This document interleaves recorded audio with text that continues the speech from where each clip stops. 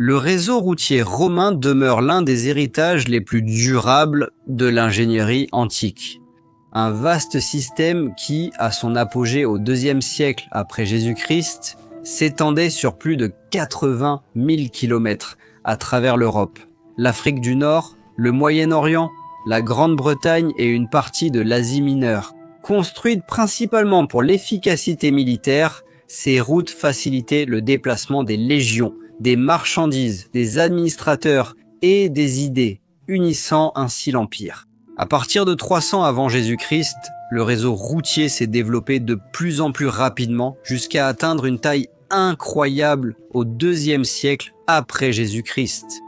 Construite avec des couches méticuleuses, en commençant par une fondation profonde de grosses pierres ou de gravier recouvertes de sable compacté, de pierres plus petites et souvent pavées de dalles durables, ces viae comme on les appelait, étaient conçus pour durer très longtemps, beaucoup étant dotés de fossés de drainage, de bornes miliaires et de ponts. Mais qu'est-il advenu de cet immense réseau routier que les Romains ont construit au fil des siècles après la chute de l'Empire romain ? Qu'est-il arrivé aux dizaines de milliers de kilomètres de magnifiques routes s'étendant sur différents continents ? Ont-elles tout simplement disparu ? Essayons de comprendre ce qui est arrivé au réseau routier romain après la chute de l'Empire romain. La dissolution de l'Empire romain d'Occident au cours du vieux siècle après Jésus-Christ a marqué un tournant décisif, car le financement et l'entretien centralisé de l'Empire ont cessé, entraînant des destins très différents pour les routes romaines selon les régions. Dans l'Occident fragmenté, les routes ont progressivement décliné, mais sont restées utilisées pendant des siècles, même après la chute de l'Occident, souvent adaptées ou recouvertes par les États successeurs. Mais nous savons qu'après la chute de l'Empire romain d'Occident, l'Empire romain d'Orient a continué d'exister pendant presque un millénaire de plus. Là-bas, le réseau routier a été entretenu jusqu'à la fin en 1453.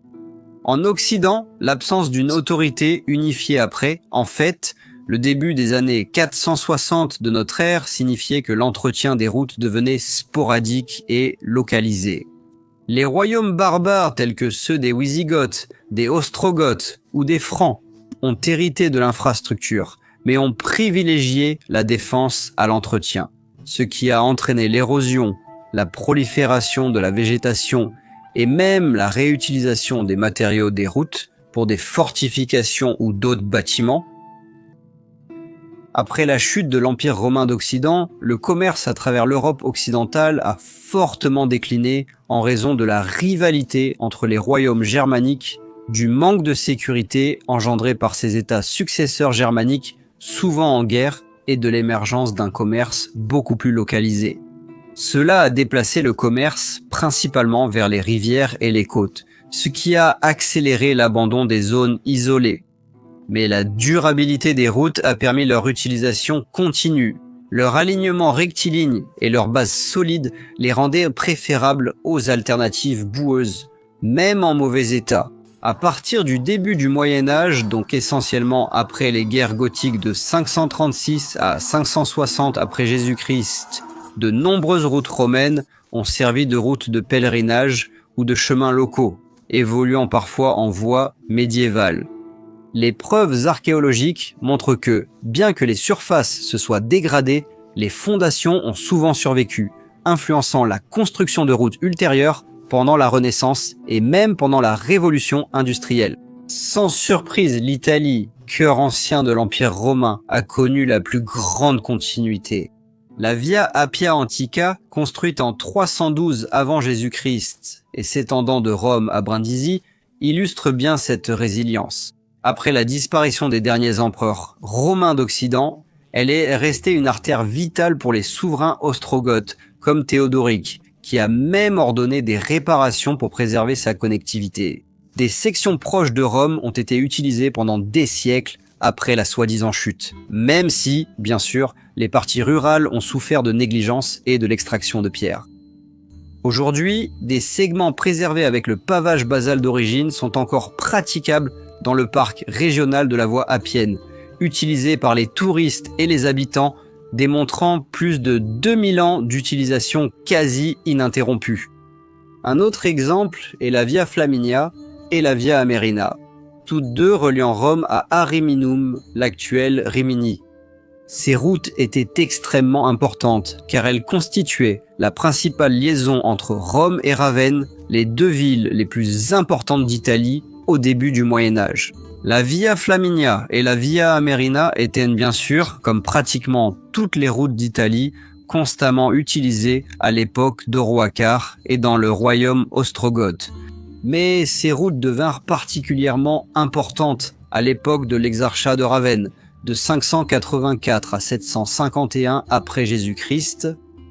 En particulier, la Via Amerina devint la route la mieux défendue d'Italie, puisque les Lombards étaient parvenus à occuper une partie de la Via Flaminia vers 580 ou 590 après Jésus-Christ. La Via Amerina était une artère vitale pour le commerce et la communication entre Ravenne et Rome, et elle le resta jusqu'à la chute de l'exarchat en 751 après Jésus-Christ. Mais même Charlemagne utilisa encore cette route lors de ses campagnes contre les Lombards.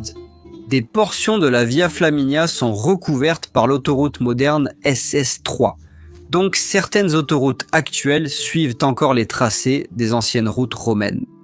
Dans le sud de l'Italie, la Via Popilia, allant de Capoue à Reggio de Calabre, resta une voie utilisée lors des reconquêtes de l'Empire romain d'Orient, sous l'empereur Justinien, et son général extrêmement compétent Bélisaire, avant de tomber ensuite en partie en désuétude au IXe siècle. Dans le centre de l'Italie, la Via Salaria, une ancienne route du sel reliant Rome à l'Adriatique, a continué de servir au commerce jusqu'au cœur du Moyen-Âge. Les troupes de Charlemagne ont emprunté cette route lors de ses campagnes du 8e siècle. Mais malheureusement, les tremblements de terre et les inondations des siècles suivants ont conduit à l'abandon des sections surélevées qui ont ensuite été ensevelies sous les sédiments. Les fouilles près d'Ascoli Piceno révèlent comment ces routes ont façonné la configuration des villes médiévales, ce qui implique que beaucoup de ces routes étaient non seulement encore utilisées au Haut Moyen-Âge, mais qu'elles ont même fortement influencé l'emplacement des nouvelles villes. Des routes modernes comme l'autoroute SS4 suivent encore leur tracé.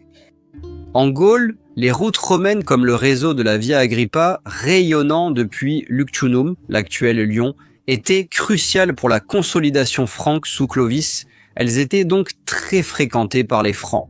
La Via Domitia, la première route romaine en Gaule, construite en 118 avant Jésus-Christ, s'étendant des Alpes jusqu'en Espagne, est restée utilisée pour le commerce et les mouvements militaires bien après la chute. Après la chute de la Gaule romaine face aux envahisseurs germaniques, les rois mérovingiens ont maintenu des segments clés de cette route pour la collecte des impôts. Mais les branches rurales se sont dégradées plus tard à cause des raids vikings au IXe siècle. Aujourd'hui, des portions de ces routes romaines sont intégrées à la route nationale N113 dans le sud de la France, avec le pavage d'origine encore visible près de Narbonne, illustrant une utilisation continue, du moins par endroits, jusqu'à aujourd'hui depuis l'époque romaine. La Via Aquitania, de Bordeaux à la Méditerranée, a perduré à travers le royaume wisigothique en Aquitaine, où elle soutenait le commerce du vin. Après la conquête franque de cette région en 507 après Jésus-Christ, elle a connu des réparations limitées, mais certaines sections sont devenues envahies par la végétation et sont tombées en désuétude à un certain moment au cours des siècles suivants, probablement autour du 9e siècle après Jésus-Christ. Mais il est intéressant de noter qu'au 12e siècle, des ordres monastiques ont revitalisé certaines sections de cette route à des fins commerciales, ce qui a entraîné une reprise économique dans la région à cette époque. Dans le nord de la Gaule, la chaussée Bruno, une route romaine allant de Bavay à Cologne, était utilisée par les armées carolingiennes. Une légende attribue son nom à la reine Brunhilde, qui vécut au 6e siècle et qui aurait restauré cette route. Des sites archéologiques en Belgique montrent comment ces routes ont été rétrécies et recouvertes de gravier au fil du temps. Et pourtant, leurs tracés subsistent encore dans les autoroutes modernes comme le Dix9. En Hispanie, pendant ce temps, la Via Augusta, qui s'étendait sur 1500 km des Pyrénées jusqu'à Cadix, illustrait l'adaptation post-romaine. Sous la domination des Wisigoths du milieu du VE au milieu du 8e siècle, elle facilitait la gouvernance interne et était essentielle à la communication et au commerce au sein du royaume wisigoth. La conquête arabe en 711 après Jésus-Christ a conduit à l'intégration de cette route dans le réseau du califat, avec des réparations effectuées selon les techniques romaines. Des sections comme le col de Puerto del Pico, au centre de l'Espagne, conservent leur pavage d'origine et ont été utilisées sans interruption comme route commerciale du 8e siècle jusqu'au 15e siècle. Aujourd'hui, comme pour tant d'exemples précédents, une autoroute la traverse et elle fait partie de l'autoroute A6. La route de l'argent, la Via de la Plata de Mérida à Astorga, a continué comme chemin de pèlerinage en évoluant vers le Camino de Santiago. Après les années 450 après Jésus-Christ, les royaumes suèves et wisigoths l'utilisèrent pour le transport de l'argent extrait des mines, bien que la domination arabe ait entraîné certains détournements pour des canaux d'irrigation. Au Portugal, la route romaine de Lisbonne à Braga a perduré tout au long du Moyen-Âge avec des ponts comme le pont de Lima qui subsistent intacts jusqu'à aujourd'hui. Et cette route romaine a joué un rôle important au Portugal tout au long du Moyen-Âge. En Bretagne, cependant, la situation était très différente. L'isolement de la Bretagne après le retrait romain en 410 après Jésus-Christ a accéléré son déclin. De nombreuses routes tombant déjà en désuétude seulement une centaine d'années plus tard. Mais certaines, très peu de routes comme la Watling Street, qui était auparavant une voie romaine reliant Londres à Roxeter, sont restées vitales pour les royaumes anglo-saxons. Par exemple, elle a été utilisée par Alfred le Grand au IXe siècle contre les Vikings. Une grande partie de cette route est aujourd'hui la A5, dont des sections originales, enfouies sous le bitume, ont été révélées près de Saint-Alban. La Fossway, reliant Exeter à Lincoln, également essentiellement une ancienne route romaine, a perduré comme frontière entre les territoires saxons, maintenue de façon sporadique jusqu'à la conquête normande en 1066, où elle a été fortifiée. Aujourd'hui, de nombreux tronçons de la Fossway font partie de routes modernes comme la route A429, tandis que d'autres parties ne sont accessibles qu'à pied ou forment des sentiers qui traversent la campagne. La rue Hermine, reliant Londres à York, a facilité les établissements nordiques dans le Danelaw aux 9e et 10e siècles, mais ses segments nord se sont dégradés à cause des raids écossais. Au pays de Galles, la Sarne-Hélène était utilisée par les princes médiévaux, et le folklore l'associe à Sainte-Hélène. Certaines parties subsistent comme sentiers pédestres, illustrant un retour progressif à la nature dans les terrains accidentés. La Via Claudia Augusta, reliant l'Italie au Danube, a continué d'être utilisée sous Odoacar, puis plus tard par les Francs. Dans l'Allemagne et l'Autriche moderne, des sections de cette route, comme le col alpin, ont été entretenues pour le commerce du sel jusqu'au XIIe siècle. Aujourd'hui, c'est une piste cyclable avec des bornes miliaires préservées près de la ville allemande de Tuzen. Les routes Limas Germanicus, qui bordèrent la frontière du Lima, se sont rapidement dégradées après la chute à cause des invasions des Alamans. Mais le réseau routier d'Agri de Cumatis a influencé les voies carolingiennes. En Afrique du Nord, des routes comme celles qui partaient de Carthage ont continué à être utilisées même pendant le royaume vandale, puis également après la reconquête de l'Afrique par les Romains d'Orient à l'époque de Justinien. Bien sûr, toutes les routes n'ont pas été utilisées en continu, et certaines sont certainement tombées en ruine sous le royaume vandale. Nous savons cependant, d'après les écrits de Procope, que Bélisaire, lorsqu'il a débarqué en Afrique en 533, s'est dirigé vers Carthage sur une route romaine, qui devait donc encore être en assez bon état à cette époque. On peut également supposer que certaines routes ont été réparées et entretenues aussi longtemps que l'Afrique romaine a perduré. L'exarchat d'Afrique de l'Empire romain d'Orient est tombé aussi tard qu'en 698 après Jésus-Christ.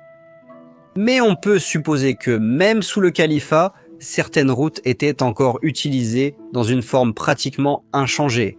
Puis, Plus tard, simplement recouverte et continuait à être utilisée. La Via Adriana, reliant Antionopolis à la mer Rouge, a été abandonnée en raison de l'avancée du désert et après les invasions arabes au milieu du 7e siècle. Les redécouvertes modernes par satellite montrent très peu de persistance.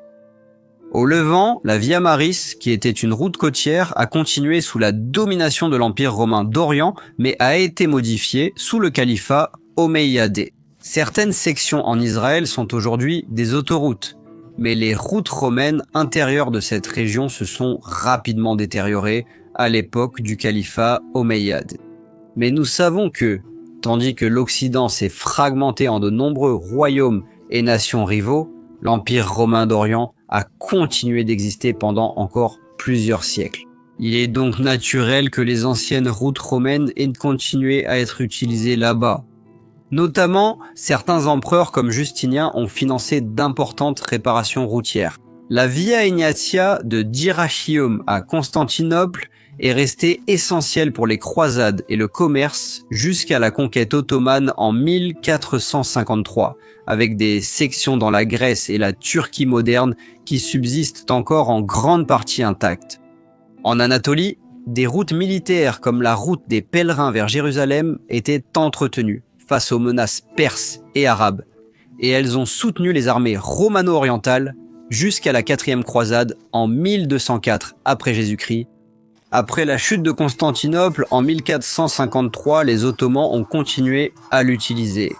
Les milliers ottomans utilisèrent cette route pour l'administration et aujourd'hui, la route moderne E80 la recouvre. Ainsi, nous voyons que le réseau routier romain a continué à être utilisé dans certains endroits pendant de nombreux siècles, même après la chute de l'Empire romain d'Occident. À l'Est, elles ont été entretenues jusqu'à la toute fin, jusqu'à la chute de Constantinople, mais même dans d'autres parties de l'Europe et de l'Afrique du Nord, elles ont été utilisées bien plus longtemps que ce que nous aurions pu imaginer. Oui, certaines parties se sont vite détériorées.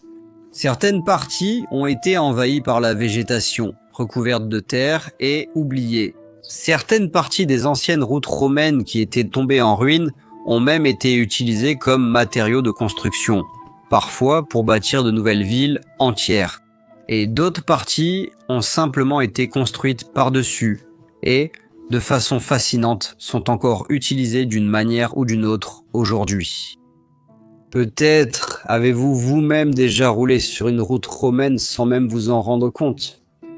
Une route qui suit encore parfaitement l'ancien tracé de l'époque romaine. Ces routes ont servi de fondement au commerce, aux échanges et à la circulation de l'information pendant de nombreux siècles, même après l'Empire romain.